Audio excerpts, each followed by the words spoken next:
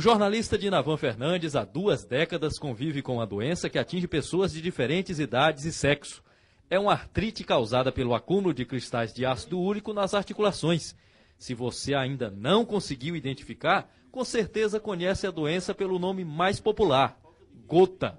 Os sintomas também são bem conhecidos. Ela quebra a sua rotina, porque você não tem como caminhar. As dores são intensas, faz com que a gente dependa de outras pessoas para se locomover de um lugar para outro.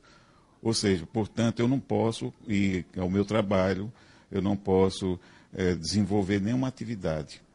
Como é que você faz para conviver com essa doença? Olha, ultimamente não tem me acontecido as crises, né?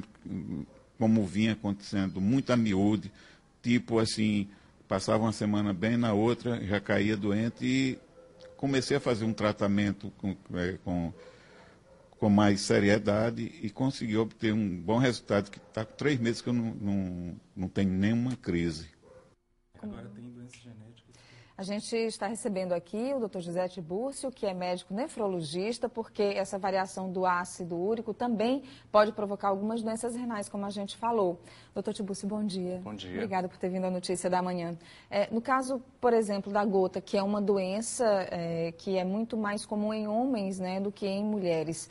Na verdade, eu queria que o senhor começasse explicando para a gente o que é o ácido úrico e por que essas variações nas taxas podem provocar doenças como a gota ou como doenças renais. Então, o ácido úrico é o produto final de umas substâncias chamadas purinas. Essas substâncias estão presentes nas células, especialmente nos núcleos das células, que são derivados dos ácidos nucleicos. Então, o produto final, o ácido úrico, ele tem uma ingesta, existe uma introdução da dieta desse elemento e existe uma produção endógena. Então, o próprio organismo também produz. De certa forma, que o desequilíbrio ocorre entre o excesso de produção ou a deficiência da eliminação do ácido úrico, onde 2/3 dele é eliminado através dos rins. Bom, aí eu produzo ácido úrico em excesso ou eu não consigo, eu produzo uma quantidade razoável, mas não consigo eliminar. E esse acúmulo no organismo é que vai provocando, por exemplo, essas doenças. A hiperuricemia, que é o excesso de ácido úrico no sangue, ele está presente em até 15% da população adulta. Especialmente os homens são os mais afetados. E a maioria das pessoas são assintomáticas, na verdade. Então, alguns pacientes, algum desses grupos, desenvolve doença que pode ser afetando as articulações, como é o caso da gota, e afetando os rins também, produzindo cálculo renal. Quer dizer, é porque eles formam, o acúmulo vai formando cristais. Isso, ele cristaliza. Esses cristais vão se acumulando nas articulações. Especialmente em situações onde a acidez está maior, e isso pode se depositar. A cristalúria faz o depósito, que pode inflamar as articulações e também produzir o cálculo urinário. É também provável que o ácido úrico participe do risco cardiovascular, no conjunto de alterações do metabolismo chamada síndrome plurimetabólica, associado à dislipidemia, que é o acúmulo de gordura no sangue, associado à hipertensão e ao risco de doença cardiovascular de forma O senhor já falou aí que os homens são os mais acometidos, e numa faixa etária mais específica?